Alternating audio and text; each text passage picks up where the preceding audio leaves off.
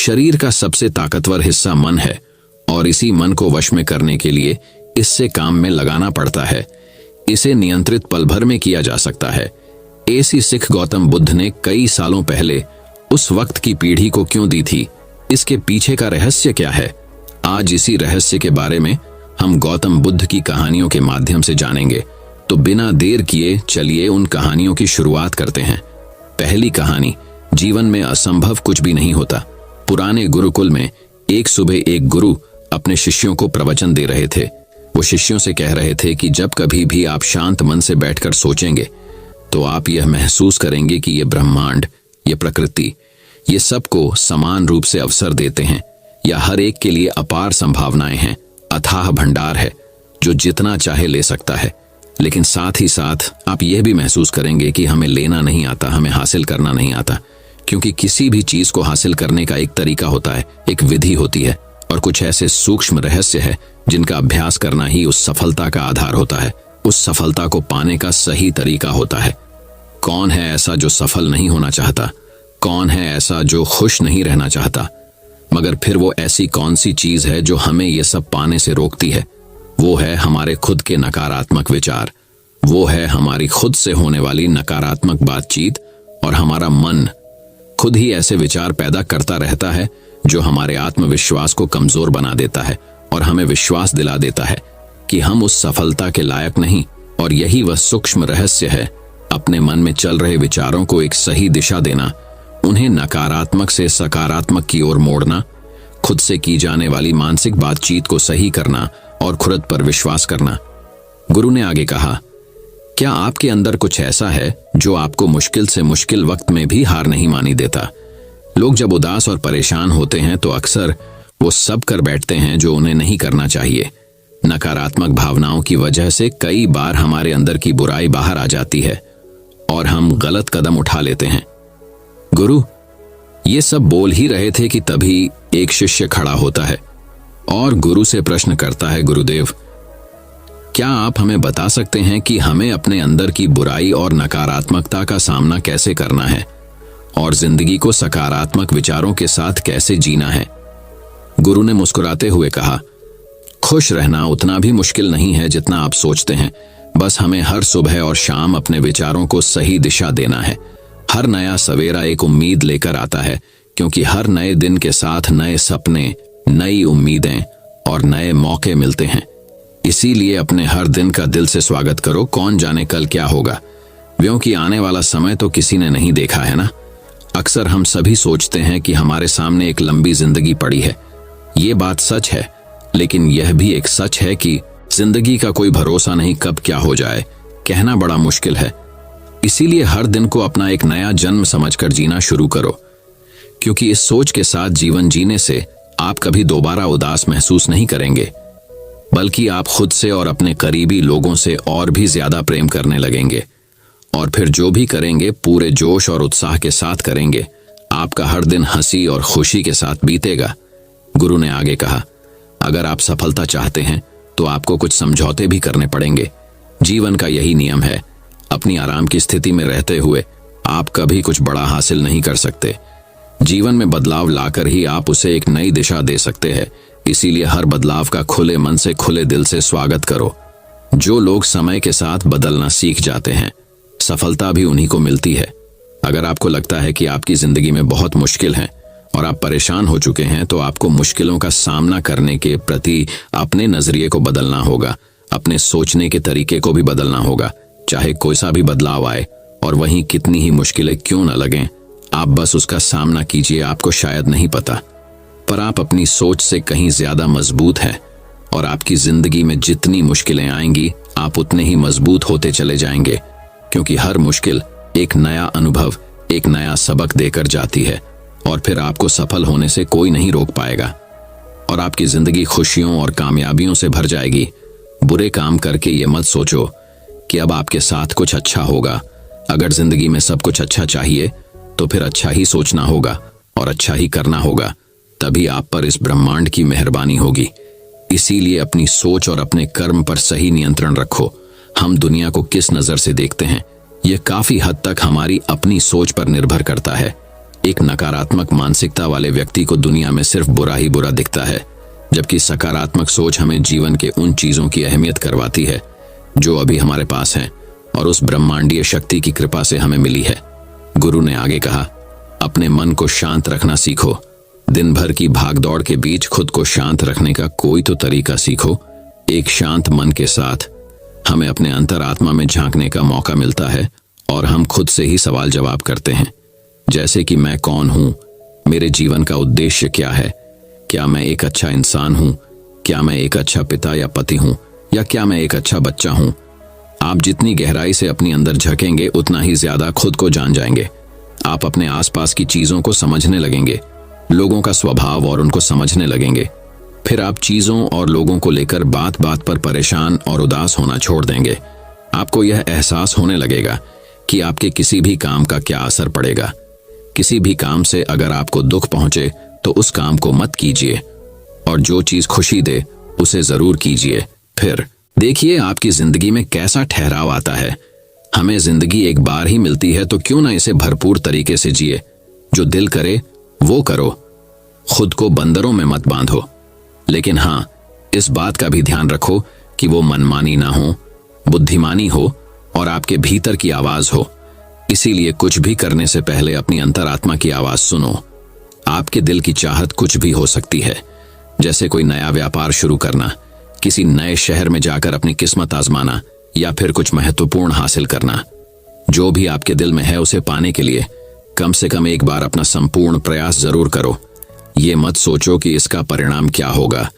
जो मन में है बस उसे कर डालो। अक्सर हम उधेड़ बुन में फंस जाते हैं क्योंकि हमारा दिल कुछ कहता है और दिमाग कुछ और। लेकिन प्रयास करने पर ज्यादा से ज्यादा आपके साथ क्या हो सकता है, यही ना कि आपको सफलता नहीं मिलेगी। गुरु ने आगे कहा, लेकिन कम से कम आपको इस बात का पछतावा तो नहीं रहेगा कि आपने कोशिश नहीं की। कुछ ना करने से तो बेहतर है कि हम उस काम को करके उसमें असफल हो जाएं। गुरु ने आगे कहा, आपकी अंतरात्मा आपकी भलाई चाहती है। इसकी आवाज को कभी भी नजरअंदाज मत करो, क्योंकि अंदर से आने वाली आवाज ही हमें सफलता के रास्ते पर ले जाती है। जब भी आप कुछ गलत सोचते हैं या करते हैं तो सबसे पहले अंदर की आवाज ही आपको टोकती है, गलत करने से रोकती है। कभी सोचा है ऐसा क्यों होता है? क्योंकि यह हमेशा हमारा भला चाहती है। यही तो ऊपर वाले का दिया हुआ सबसे अनमोल उपहार है हमारे पास, जिसे हम समझ या बुद्धिमत्ता कहते हैं। अगर जिंदगी की खूबसूरती को समझना है तो अपने अंदर झांक कर देखो। ये देखो कि तुम्हारे पास क्या क्या है और तुमने अपने जीवन में कितना कुछ हासिल किया है। जिंदगी की सुंदरता को आप केवल तभी महसूस कर पाएंगे जब आप धन्यवाद के भाव से भरे रहेंगे, बजाय यह सोचकर दुखी होने के कि हमारे पास क्या नहीं है। ये सोचकर खुश रहो कि हमारे पास कितना कुछ है, और इसी संतोष की भावना और शांत मन के साथ अपना प्रयास जारी रखो। इतना कहने के बाद गुरु कुछ देर के लिए मौन रहे और फिर कहना शुरू किया, क्या आप जानते हैं, शब्द तलवार से ज्यादा ताकतवर होते हैं। इसीलिए शब्दों का उपयोग सोच समझकर करना होता है। ऐसी बात करने से बचो जो किसी दूसरे को बुरी लगे। साफ और स्पष्ट राय रखना अच्छी बात है, लेकिन किसी को ऐसी बात मत बोलो जो उसे अंदर तक छूप जाए। सच भी तो सभ्यता के साथ कहा जा सकता है ना। अगर आप क्रोध में हैं तब भी किसी को उल्टा सीधा कहने से बचो। नहीं, ऐसा ना हो कि आपको बाद में पछताना पड़े। बात करते समय अपनी आवाज में नरमी रखो। जहां तक हो सके साफ बात कहो, लेकिन प्रेम से कहो। एक अच्छा इंसान बनने के लिए आपको सिर्फ इतना ही करना है। हाँ, लेकिन इन आदतों को अपने स्वभाव का हिस्सा बनाने में समय लगता है, क्योंकि इनका अभ्यास करना पड़ता है। खुद से पूछिए कि क्या आप एक अच्छे इंसान हैं, और आपको क्यों लगता है कि आप अच्छे हैं। आपके अंदर ऐसी कौन सी खास बात है। आप दूसरों से किस तरह से पेश आते हैं। ये सवाल आपको अपनी कमियां जानने में मदद करेंगे। शुरुआत में हो सकता है खुद से ऐसे सवाल जवाब करना आपको अजीब लगे, लेकिन खुद से ऐसे सवाल करते रहिए और खुद को विनम्र और अंदर से शांत रखने का प्रयास करेंगे। अगर एक इंसान के रूप में आपको अपने अंदर सुधार लाना है तो अपनी कमियों को पहचान कर उन्हें दूर करना ही होगा। गुरु ने आगे कहा, दुनिया में प्रेम से बढ़कर कुछ भी नहीं है। प्रेम आपको आबाद भी कर सकता है और ये आपको बर्बाद भी कर सकता है। हालांकि प्रेम को ना समझना ही बर्बाद करेगा, क्योंकि प्रेम तो बड़ी पवित्र चीज है। प्रेम ही ईश्वर है, ऐसा कहा जाता है। अपना नियम बना लो कि आपके अंदर सबके लिए प्रेम और करुणा हो। जिससे दिल में प्रेम होता है वहीं दिल आबाद होता है। जितना प्यार आप बांटेंगे उतना ही आपके पास लौट कर आएगा। जिसके दिल में प्रेम और करुणा है वह कभी किसी के साथ बुरा कर ही नहीं सकता। उसके अंदर दूसरों के प्रति बुरी और नकारात्मक भावनाएं आ ही नहीं सकती। असल में प्रेम के अंदर वो ताकत है जो हमें गलत काम करने से रोकती है।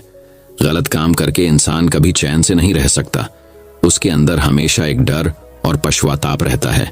गलत काम करना छोड़ दो, फिर देखो आपको इतनी बेहिसाब खुशी और संतुष्टि मिलेगी कि आपकी पूरी जिंदगी चैन से गुजरेगी।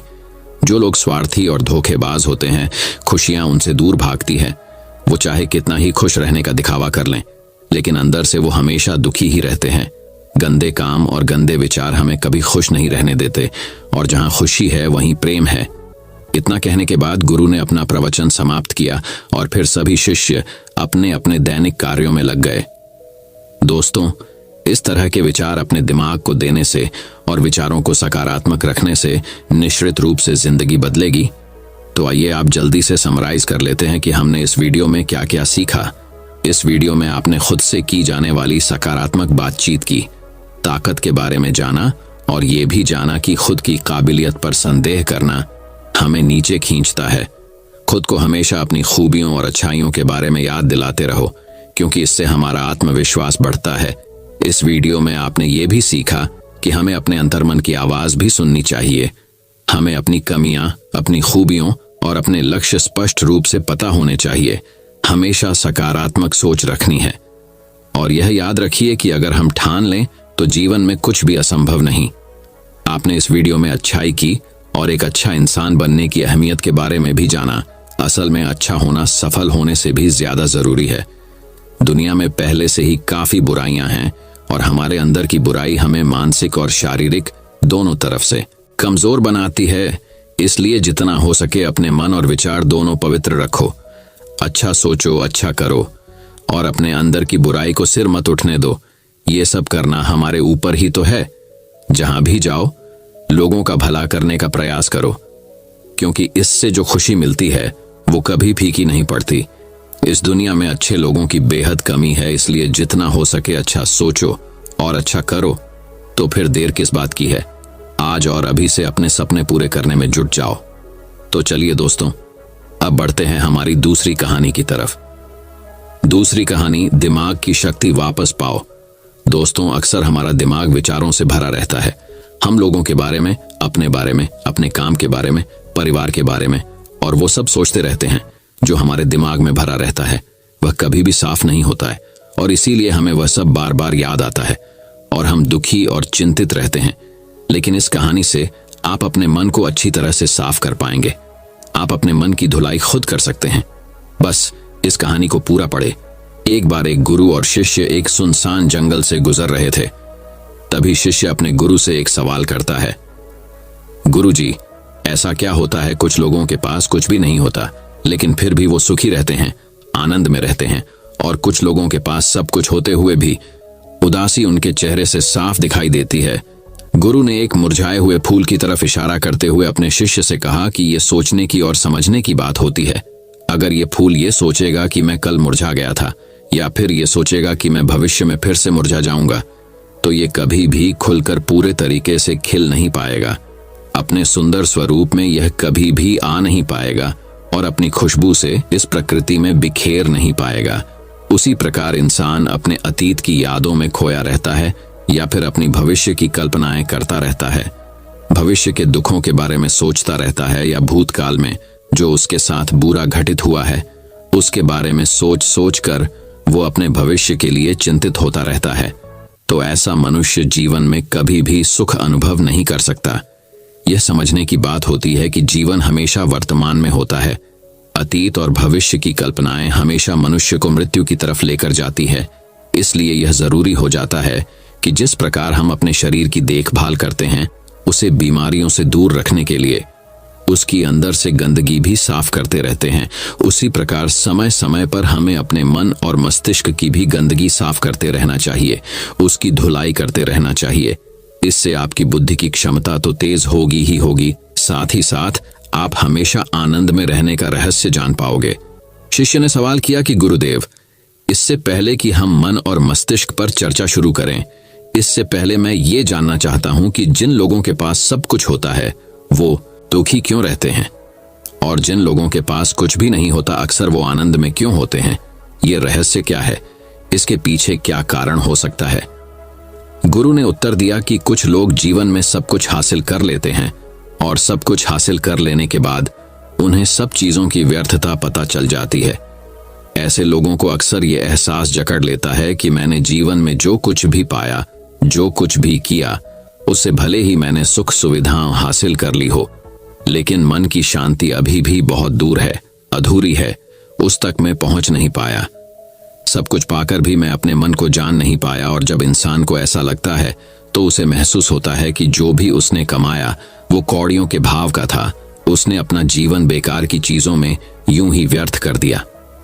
और वहीं पर जिस इंसान के पास जीवन में कुछ भी नहीं होता है, उसके पास एक उम्मीद होती है, उस सब कुछ पाने की लालसा रखता है, और वही लालसा, वही इच्छा उसको जीवन में खुश रखती है, आगे बढ़ाती है, ऊर्जा से भरा हुआ रखती है।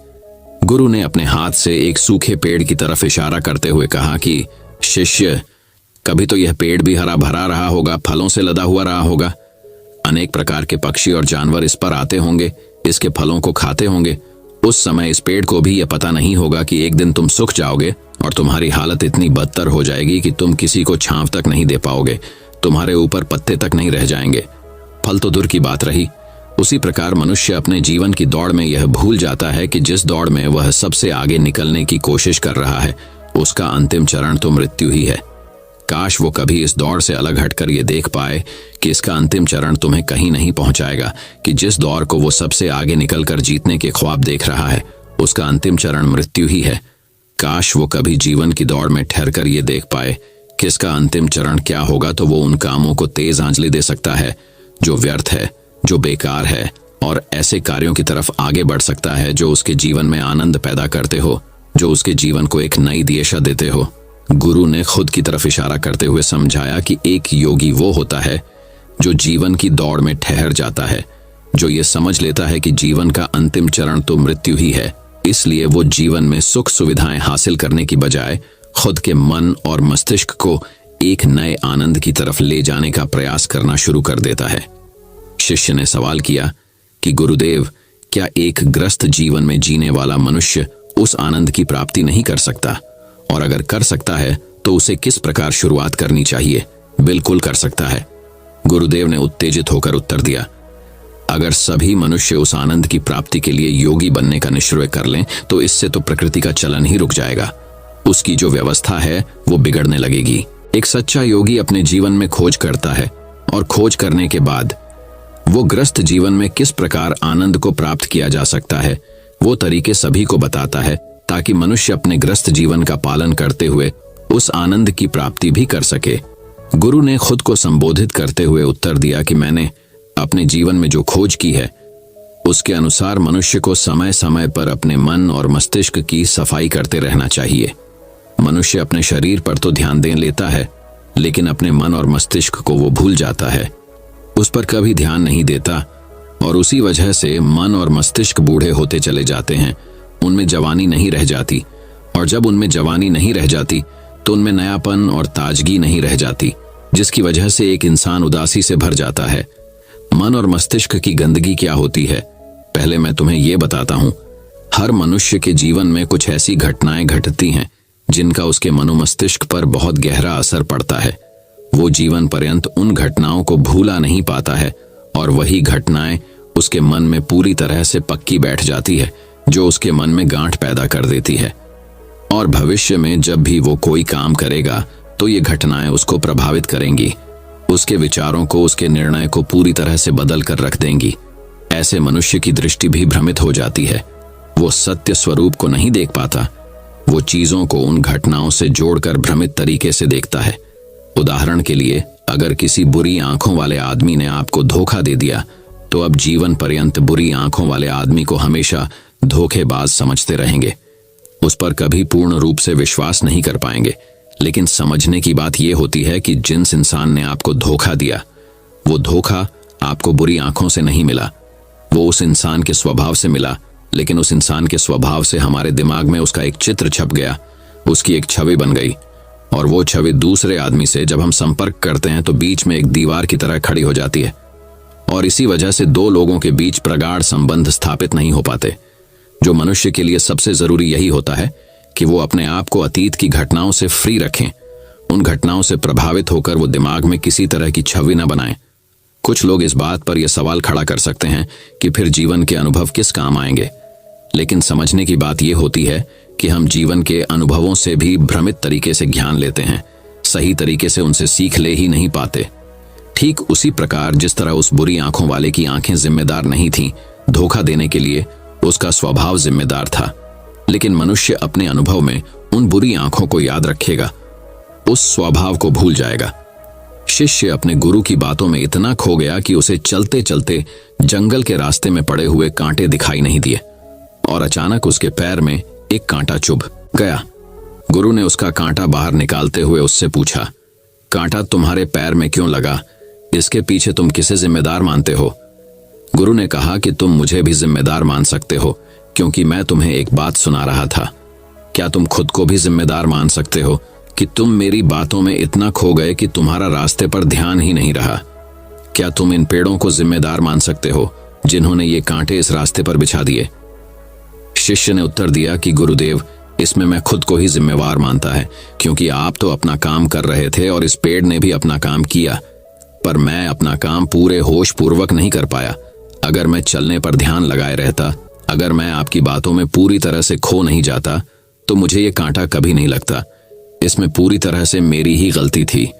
गुरु ने अपने शिष्य की पीठ थपथपाते हुए आगे कहना शुरू किया कि जो घटनाएं हमारे मन को प्रभावित करती हैं, जरूरी हो जाता है कि उन घटनाओं को हम किसी भी तरह अपने मन से बाहर निकाल दें, और उसके लिए सबसे सरल तरीका है कि अपनी भावनाओं को व्यक्त करना सीखो। उसे अपने दिल में, अपने मस्तिष्क में बिठाकर मत रखो। जब तुम किसी दूसरे मनुष्य के सामने अपनी भावनाओं को व्यक्त कर देते हो तो तुम्हारे मन का बोझ हल्का हो जाता है। कुछ लोगों का स्वभाव ऐसा होता है कि वो अपने मन की बात किसी को नहीं बताते। ऐसे लोग अक्सर अपने अंदर ही अंदर दुखी होते रहते हैं, लेकिन वो अपने मन की बात किसी दूसरे आदमी के सामने नहीं बताते। इसके उलट कुछ लोग ऐसे भी होते हैं जो अपने मन में किसी भी बात को रख नहीं पाते। उनके साथ कुछ भी अच्छा या बुरा होता है, वो अपने मन की बात, अपनी भावनाओं को दूसरों के सामने व्यक्त कर देते हैं। और तुमने खुद महसूस किया होगा कि जो लोग अपने मन की भावनाओं को व्यक्त कर देते हैं वो जीवन में ज्यादा आनंदित रहते हैं। कभी भी प्राकृतिक रूप से आए हुए वेग को रोकना नहीं चाहिए। जिस वेग को हम रोकने की कोशिश करते हैं वो वेग हमें अंदर से ही खाने लग जाता है। अगर तुम्हारा मन किसी बुरी घटना पर रोने का हो रहा है तो चीख चीख कर रो, अपने आप को रोको मत, उस वेग को पूरी तरह से बाहर आने दो। अगर किसी दूसरी घटना पर तुम्हारा मन खुश होने का, आनंदित होने का हो रहा है तो पूरी तरह से नाचो गाओ, जिससे कि तुम उस वेग को बाहर निकाल सको। और जब वो वेग अपनी पूरी गति के साथ बाहर आ जाता है तो पीछे छोड़ आता है एक खालीपन, एक अकेलापन, एक शांति, एक मौन, एक अनुभूति। गुरु ने शिष्य को समझाते हुए बताया कि जिस प्रकार तेज रफ्तार से चलता हुआ पानी अपने वेग से आने वाली सभी बाधाओं को तोड़ देता है, उसी प्रकार हमारे अंदर भावनाओं का उठन वाला अगर बाहर नहीं निकाला गया, अगर हमने बांध बनाने की कोशिश की तो वो उस बांध को तोड़ देगा, और उस बांध को तोड़ने के बाद उसका कचरा हमारे मन के अंदर ही ठहर जाएगा, जो हमारे मन को दूषित कर देगा, उसको गंदगी से भर देगा। अक्सर मनुष्य अपने मन में किसी घटना को दबाकर इसलिए रखता है कि वो सोचता है कि अगर सामने वाले को इस घटना के बारे में पता चला तो वो पता नहीं मेरे बारे में क्या सोचेगा। इसी विचार की वजह से वो अंदर ही अंदर खुद दुखी होता रहता है, लेकिन सामने वाले को वो कुछ भी नहीं बताता। लेकिन एक बार अगर वो हिम्मत कर सकता है, शुरुआत कर सकता है, तो उसका पूरा जीवन परिवर्तित हो सकता है। एक बार अगर उसके दिमाग की आदत बन गई तो वो जीवन भर अपनी भावनाओं को दूसरों के सामने व्यक्त करने से हिचकिचाएगा नहीं। और अपने दिमाग की ये आदत हम 21 दिनों में पैदा कर सकते हैं। 21 दिनों तक अगर सही तरीके से हम अभ्यास करें तो हमारा दिमाग पूरी तरह से भावनाओं से मुक्त हो जाएगा। यह 21 दिनों का अभ्यास इस प्रकार है। 21 दिनों तक सबसे पहली बात जो याद रखनी है कि अपने मन में किसी भी बात को दबाकर नहीं रखना है। अगर हम किसी मनुष्य के बारे में अच्छा सोचते हैं तो हम उसे व्यक्त करें, अगर बुरा भी सोचते हैं तो उसे भी व्यक्त करें। परिणाम भूल जाएं कि परिणाम क्या होंगे, सिर्फ अपने दिमाग की धुलाई करने पर विश्वास रखें। इससे आपके अंदर एक अद्भुत साहस पैदा होगा। जब आप किसी मनुष्य के बारे में वह सब बता पाएंगे जो आप उसके बारे में सोचते हैं, तो आप खुद सोचिए कि आपका खुद के ऊपर विश्वास कितना ज्यादा बढ़ जाएगा। आपके मन के सारे डर खत्म हो जाएंगे। हो सकता है कि इसमें आपको चुनौतियों का सामना करना पड़े, लेकिन जहां पर चुनौती नहीं होती वो कुछ अभ्यास भी नहीं होता। अभ्यास हमेशा चुनौतियों से भरा होना चाहिए। इससे आप सत्य वचन बोलने का अभ्यास भी कर पाएंगे। अक्सर हम दूसरों को प्रभावित करने के लिए वो सब बोलते हैं जो उन्हें अच्छा लगता है, लेकिन वो नहीं बोलते जो हम उनके बारे में सचमुच में सोचते हैं, और यही हमारी सबसे बड़ी भूल हो जाती है। इससे हमारा पूरा अस्तित्व झूठ बनकर रह जाता है। और अपनी भावनाओं को व्यक्त करते समय यह भी जरूर ध्यान रखें कि आपके अंदर जो भावनाएं उस इंसान के प्रति उठ रही हैं, उनके पीछे का मूलभूत कारण क्या है। उदाहरण के लिए, जब एक नौकर अपने मालिक के लिए कोई काम करता है और वो काम अच्छे से नहीं कर पाता है, तो मालिक उसे डांट फटकार देता है, जिससे उसके अंदर उसके प्रति क्रोध की भावना ये उठती है।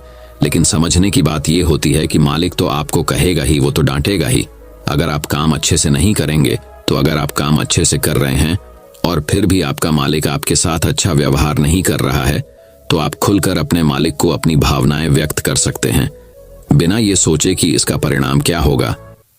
अगर आप इस भावना को उठाएंगे तो आप अपनी नजरों में खुद ही नीचे गिरने लग जाएंगे। आपका आत्मविश्वास बिल्कुल खत्म हो जाएगा। दूसरा अभ्यास जो तुम्हें 21 दिनों तक करना है वो ये है कि जो भी घटनाएं तुम्हारे साथ घटित होती हैं, कम से कम जीवन में एक इंसान ऐसा होना चाहिए जिसके सामने तुम अपने दिल की बात रख सको। चाहे अच्छी बात हो चाहे बुरी बात हो, वो सब बातें तुम बिना कुछ सोचे विचारे, बिना इस डर से कि वो इंसान तुम्हारे बारे में क्या सोचेगा, तुम उस इंसान को अपनी सारी बातें बता सको और वो इंसान तुम्हारी सारी बातें सुनने के बाद तुम्हारे लिए कोई छवि पैदा ना करें। ऐसे इंसान अपने जीवन में खोजो और उनके सामने अपनी सारी भावनाएं व्यक्त करने की कोशिश करो। दिन में जो कुछ भी घटित होता है, अच्छा लगता है, बुरा लगता है, किसी के प्रति आकर्षण होता है, उसको एक दोस्त की तरह बताने का प्रयास करो। इससे तुम्हें यह पता चल पाएगा कि तुम्हारा मन घटनाओं के प्रति किस प्रकार की भावनाएं पैदा करता है। तुम अपने मन को समझने में सक्षम हो पाओगे। जब तुम किसी दूसरे आदमी को ये सारी बातें बताते हो, तो तुम खुद भी अपनी प्रतिक्रिया रोके उस घटना के प्रति तुम्हारा क्या रवैया रहा है, उसके प्रति खुद का आकलन भी कर पाते हो। और तीसरा अभ्यास जो तुम्हारे मन को खाली रखेगा, वह है योग निद्रा का अभ्यास। तो दोस्तों, उम्मीद करता हूं आपको इस कहानी से एक अच्छी सीख मिली होगी। ये कहानी आपको कैसी लगी हमें कमेंट बॉक्स में कमेंट करके जरूर बताएं। तो चलिए अब गौतम बुद्ध की तीसरी कहानी की शुरुआत करते हैं। तीसरी गौतम बुद्ध की कहानी, ये एक नियम 80% बीमारियां ठीक कर देगा। प्राचीन काल में हमारे संत मुनियों ने कुछ ऐसे उपाय खोजे थे जिसके सहारे वह लंबे समय तक बीमारियों से मुक्त होकर अपना जीवन जी सकते हैं। आज के वीडियो में हम उनमें से सबसे महत्वपूर्ण नियमों का जिक्र करेंगे, जो बहुत आसान है और जिसे अपनाकर कोई भी व्यक्ति, पुरुष या महिला, बूढ़ा या बच्चा अपना सकता है और बीमारियों से मुक्त स्वस्थ जीवन जी सकता है। इस नियम को समझने के लिए सबसे पहले यह समझें कि प्राचीन काल में हमारे संत मुनि कभी भी सूर्यास्त के बाद भोजन नहीं करते थे। चरक संहिता में इसका कारण बताते हुए कहा गया है कि मानव शरीर में जठराग्नि होती है जो पाचन क्रिया को नियंत्रित करती है, जिसे कुछ लोग पाचक अग्नि के नाम से भी जानते हैं।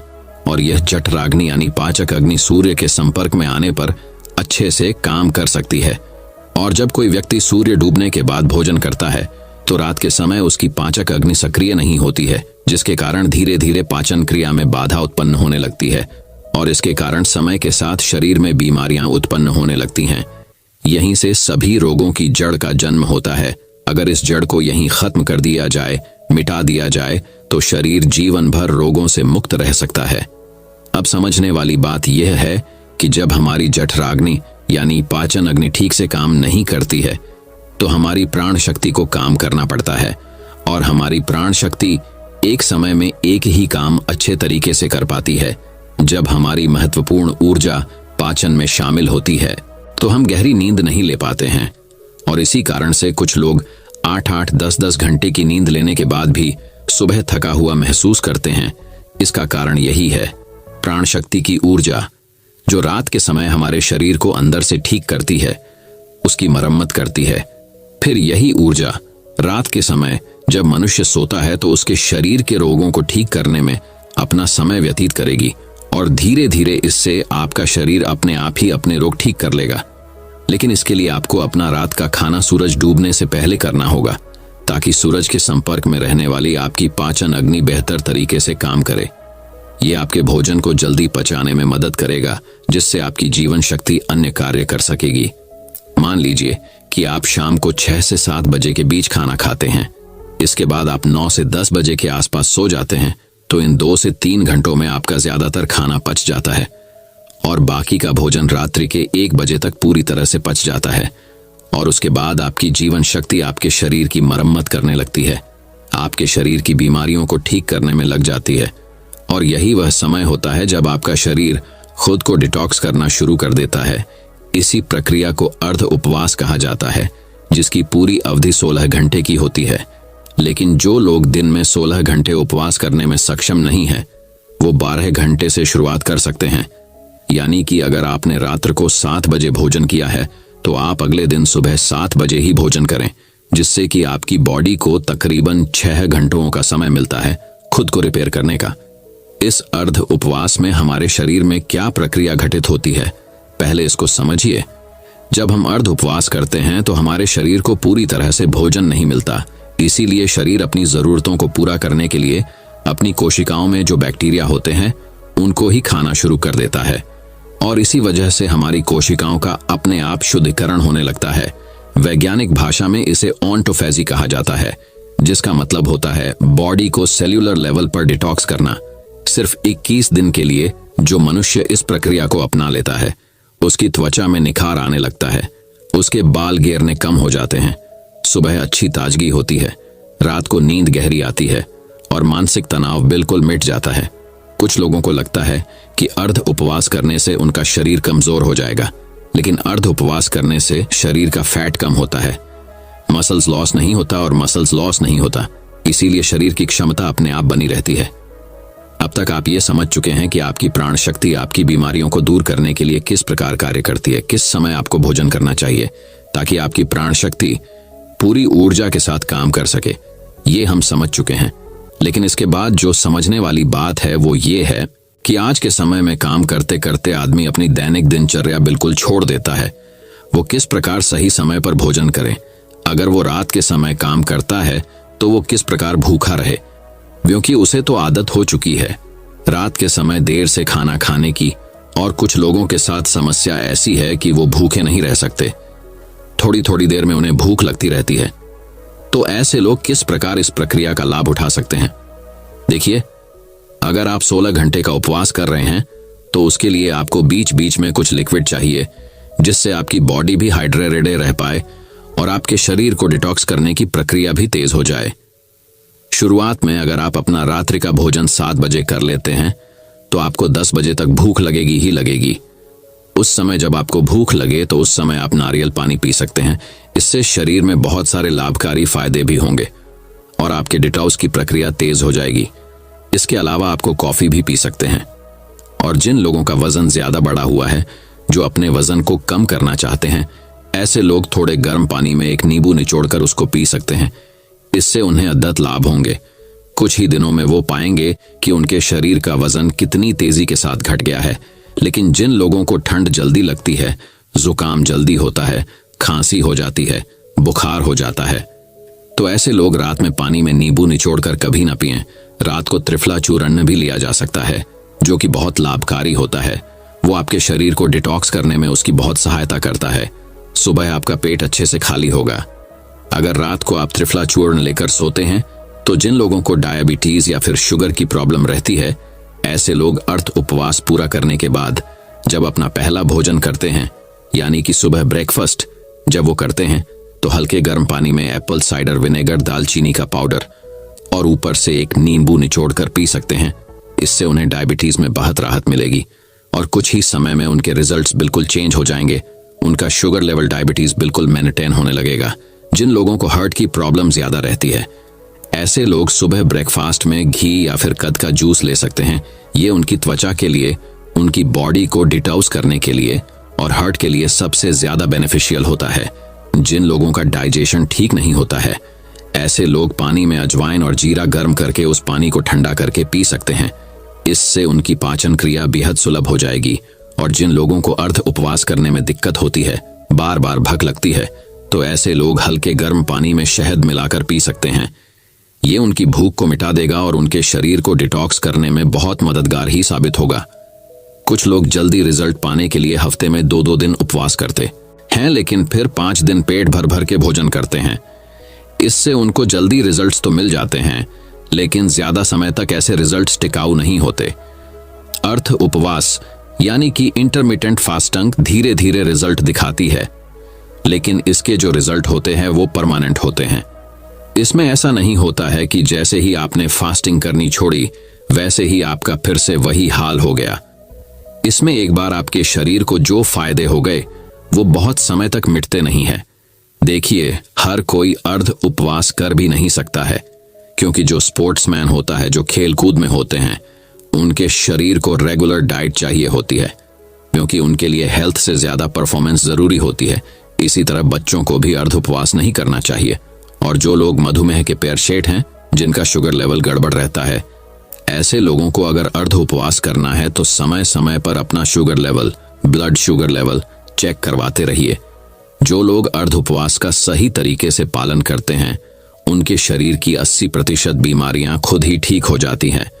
और जिन लोगों को कोई बीमारी नहीं होती, ऐसे लोग अर्ध उपवास करके अपनी बॉडी को डिटॉक्स कर सकते हैं, जिससे कि भविष्य में उनको कोई बीमारी नहीं होगी।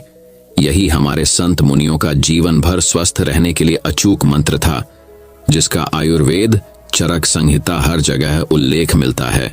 चरक संहिता में अर्ध उपवास के साथ एक और नियम जोड़ा गया था, लेकिन वो आज के समय में संभव नहीं है। लेकिन फिर भी मैं आप लोगों के सामने उसका उल्लेख करना चाहता हूँ। शायद कुछ लोग उसका पालन कर पाए, और अगर आप पालन कर पाते हैं या नहीं भी कर पाते हैं तो कमेंट सेक्शन में जरूर बताना। देखिए, पुराने समय में जो खाना पकता था वो मिट्टी के बर्तनों में पकता था, और ये बहुत जरूरी होता था कि उस खाने को पकाने के लिए उसमें वायु का स्पर्श हो, उसमें प्रकाश का भी स्पर्श हो, उसमें अग्नि का स्पर्श हो, और उसमें मिट्टी का भी स्पर्श हो। उस समय मिट्टी का ही बर्तन होता था। अग्नि का स्पर्श खाने को पकाने के लिए दिया जाता था, और सूर्यास्त से अगर पहले खाना पकेगा तो उसमें प्रकाश का भी स्पर्श आ जाएगा और वायु का भी स्पर्श आ जाएगा। क्योंकि खाना प्रेशर कुकर में नहीं पकता था, खुले बर्तन में पकता था, जिससे वायु उसको स्पर्श कर सके। लेकिन आजकल की जीवन शैली में यह संभव नहीं है। इसीलिए कम से कम हम अर्ध उपवास करना तो सीखें।